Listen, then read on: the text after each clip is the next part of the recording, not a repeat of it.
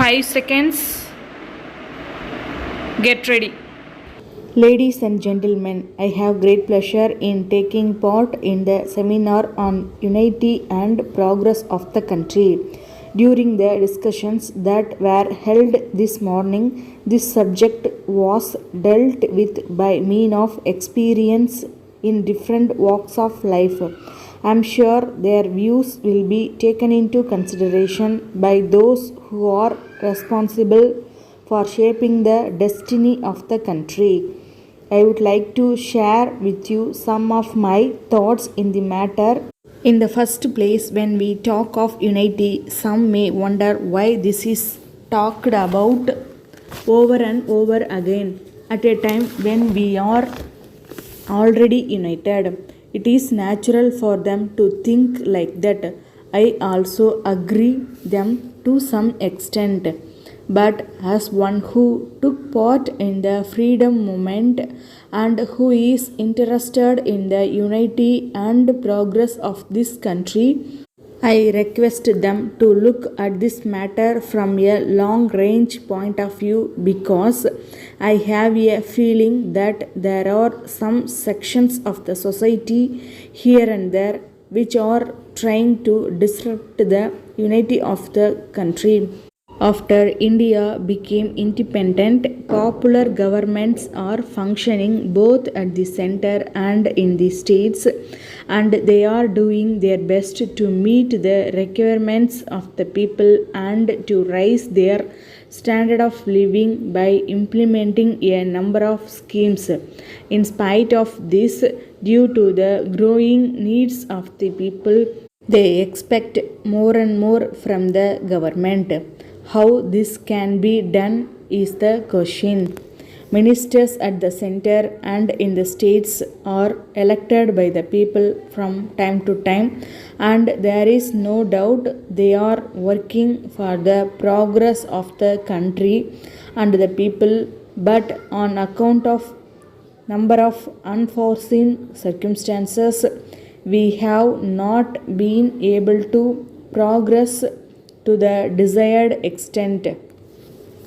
One of the reasons for this situation is when there are floods in some parts of the country and drought in some other parts, we see that large sums of money are spent by the government in order to give relief to those affected by natural calamities.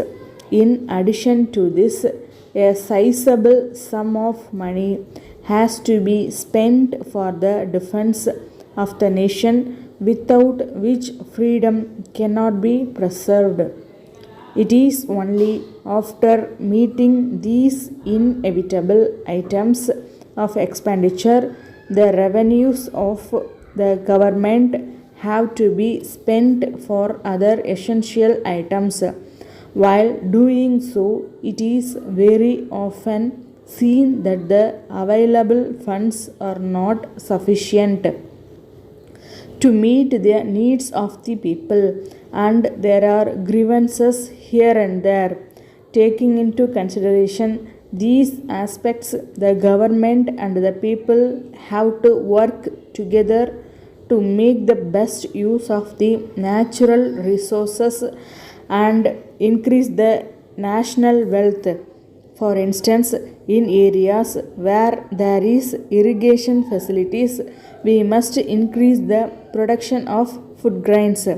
In areas where there is scope for industrial development, suitable industries have to be started.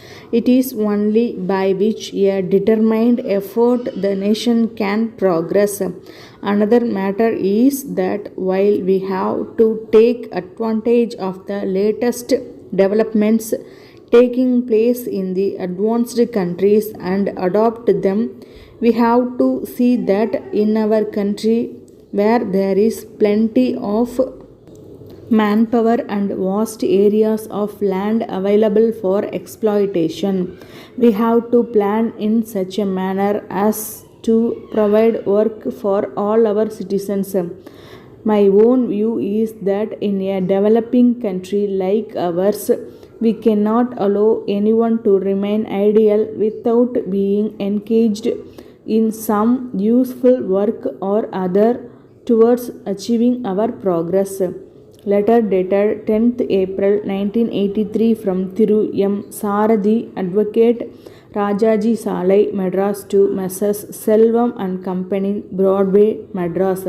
Dear Sirs, under instructions from our client Thiru V. Ramasamy, residing at 4 Less Church Road, Madras, I am writing this letter to bring to your notice the following. You are in occupation of the premises owned by my client at 20 Broadway, Madras for the last 10 years.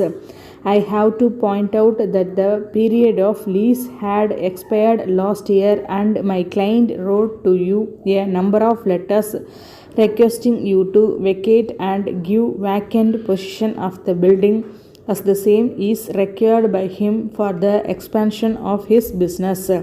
You have replied in your last letter that it would not be possible for you to vacate it immediately because it would be difficult to secure a suitable building in the same locality, and have requested for extension of time till the end of this year. As far as my client is concerned, the premises is required by him immediately, as the building where he is at present running his business is required by its owner, and therefore he has no other alternative than to get back these premises from you and shift his own business to that place. I am therefore to request you to appreciate the position of my client and vacate the premises within 2 months. Yours faithfully,